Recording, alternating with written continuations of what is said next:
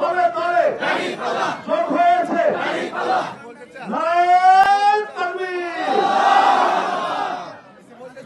লাইফে আমি 25 বছর থাকলাম, আমি বিএনপি ছিলাম, কোনো মানে সিদ্ধান্ত পাইনি, ভালো পাইনি।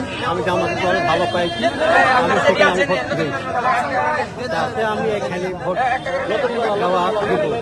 আমি ছিলাম বিএনপি, এখন জামাতে যোগ দিলাম।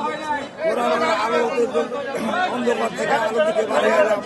জামাত হলো ইসলামী দল, কোরআনের দল, কোরআনের দল। কোরআন প্রচার হবে এবং কোরআন দিয়ে আইন চলবে এবং গভীর তরিকত দেশ চলবে এবং চালাতে পারবে।